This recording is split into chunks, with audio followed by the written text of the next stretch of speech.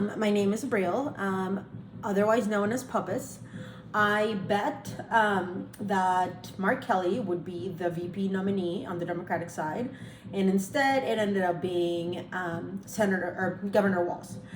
Because I lost, I have agreed to prepare 2 dishes for the 2 people that called in and said that I would be wrong, and that is Clock Tower Connor and Perfidious Pete. And the first of those meals is gonna be my mother's red pozole. Now, this recipe really includes basically like 3 parts. One is making a Mexican oregano based chicken broth. The second part involves making the red sauce base that gives the pozole its color.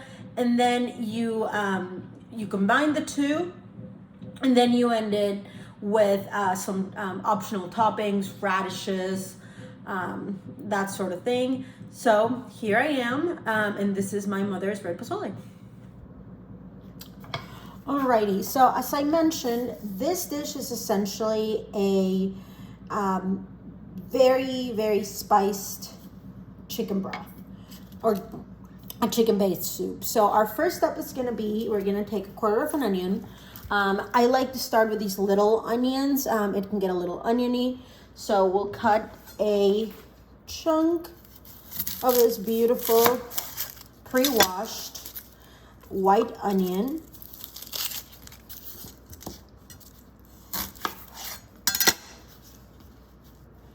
And then we are going to take a clove of garlic and our chicken breast. I recommend a bone-in chicken breast with some skin, so it'll give our broth some flavor. So we're gonna take this and we're gonna put the onion, the garlic, and the chicken into the pan, and we're gonna brown them a little bit with a tiny bit of grapeseed oil. That's just so they'll release some flavor.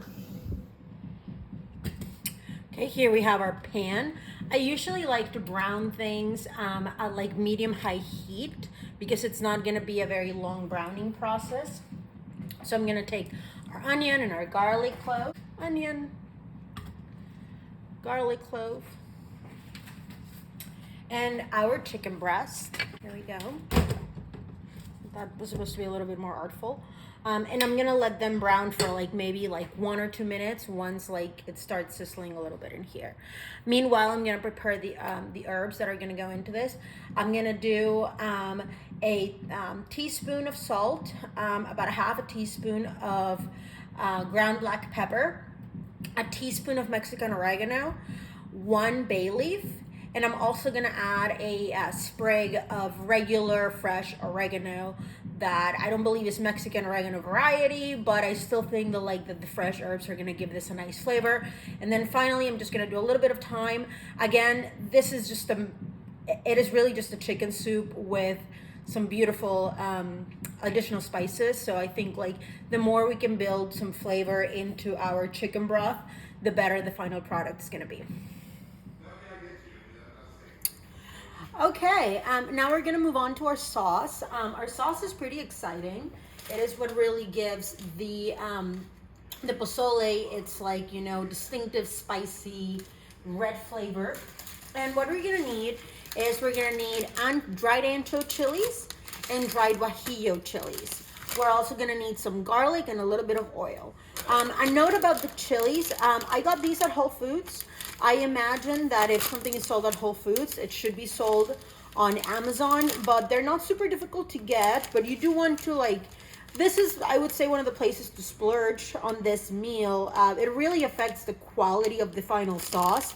So what we're gonna do is we're gonna boil a couple of cups of water, and we're going to submerge, and we're going to bring 8 guajillo peppers, and 1 chili ancho to a boil, and then we're gonna let it rest for about 20 minutes, and then we're gonna blend it, and we're gonna saute it in a little bit of garlic, and I will show you how that's done. Okay, here I have our beautiful peppers. As you can see, I've already taken the tops of all of these chilies, and I've emptied the seeds out. I just like, you know, pour them into the trash essentially, or compost if I wasn't living in Texas. And I am gonna go ahead and place them into like this little pot of water that's been boiling. And then I have 1, 2, 3, 4, 5, 6, 7, 8, 9 mojillos. This is a little chunk of ancho that like stayed behind, and a little clove of garlic. I'm gonna add a little pinch of salt to this. Okay, we're in the home stretch here. So now we have our beautiful chicken broth. As you can see, I've removed most of the herbs. I used this little dandy. I removed most of the herbs, and I took out the chicken breast. I'm letting it cool so that I can shred it by hand. And I also have our beautiful peppers. These are ready. You will know that they are ready when the garlic, where is it? When the garlic has basically disintegrated. Now you'll also notice that some of the, there we go, we have a chunk of garlic that's like very disintegrated. Some of the seeds are still in there. What I'm gonna do is I'm gonna take out the chilies first, and then I am going to run the chili water through that sieve so that we get most of the pepper seeds. So let's do it.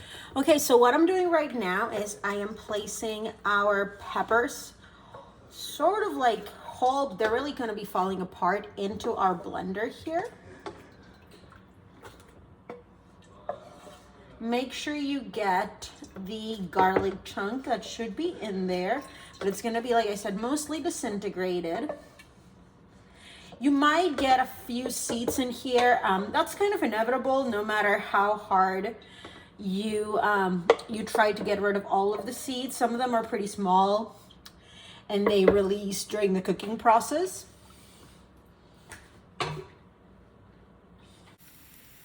Okay, I've been sauteing my garlic for a minute here. It's looking very nice. I use the same pan that I used for the pepper, so that's the residue you see right there. So now that the peppers are, now that the garlic is nicely browned, it's not even brown, it's just more like, sauteed, we're gonna go ahead and add our beautiful sauce.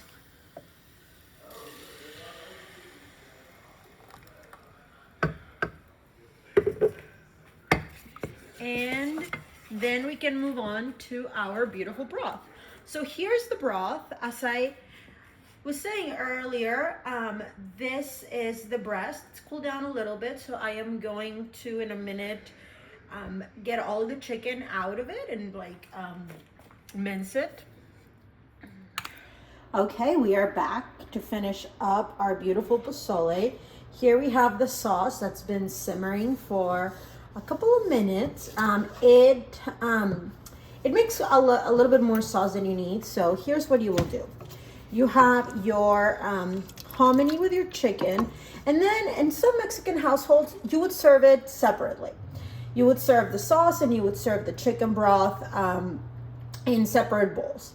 And that allows everybody to set up their own spice level. What my mom and I like to do is we like to do about half or a third of the sauce immediately after preparing it, and then we reserve the rest of the sauce and we put it on the table just in case anybody else wants a little bit more. So let me show you what that looks like. So here we have the pozole. We added about half of the sauce and it is ready to be served. All right, here's our final product. We have the pozole, we have the additional sauce I was mentioning, and then for toppings we have some tortilla chips, and then over here we have some radishes, a little bit of lettuce, some fresh oregano, a little bit of diced white onion, and we have some lime. So that is pozole. I hope it is enjoyable by all. And yeah, go Mark Kelly. I don't know. Thanks, guys.